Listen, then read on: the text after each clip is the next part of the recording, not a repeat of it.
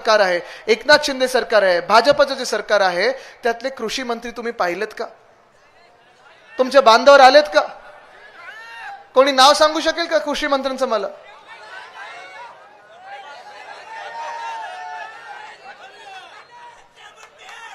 पाहिलं तुम्ही त्यांना? पाहिले त्यांना?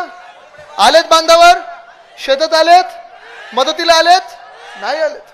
मग तुम्ही मला सांगा, एका बाजूला अशी भाजप आहे आणि एका बाजूला असे एकनाथ शिंदे आहेत ज्यांचे कृषी मंत्री आपल्याला दिसतही नाहीत, बांधावर कधी आलेले नाहीयेत. मध्ये तरी मी कुठे आलेलो इथे, तेव्हा एका शेतात गेलो होतो मी आणि अंबादासजी फिरणार म्हणून कृषी मंत्री लगेच गाडीत बसले आणि कुठेतरी झटपट असं एक चक्कर मारून आले. शेतावर गेले आणि तिकडच्या शेतकरी बांधवांनी त्यांना सांगितलं, साहेब आमचं असं नुकसान झालंय. असे त्या शेतकरी बांधवांना चिडलेले आहेत आणि रागवलेले आहेत, काय काय बडबडून गेले, हे टीव्हीवर आलेले.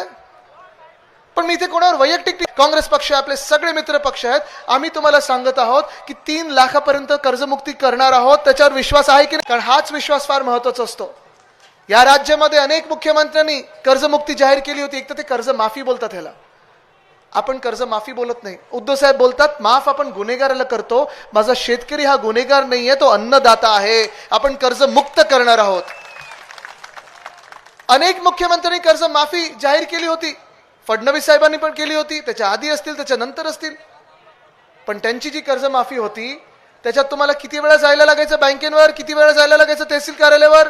मग तुमचं हे बोट द्या, ते बोट द्या, चेहऱ्याचा फोटो काढा, पणजोबांना स्वतः घेऊन या, नातवाला घेऊन या, मामाला घेऊन या, आत्याला घेऊन या, ह्यांचा फोटो काढा, तो आधारचा डॉक्युमेंट द्या. उद्धव साहेबांनी जी 2 लाखापर्यंत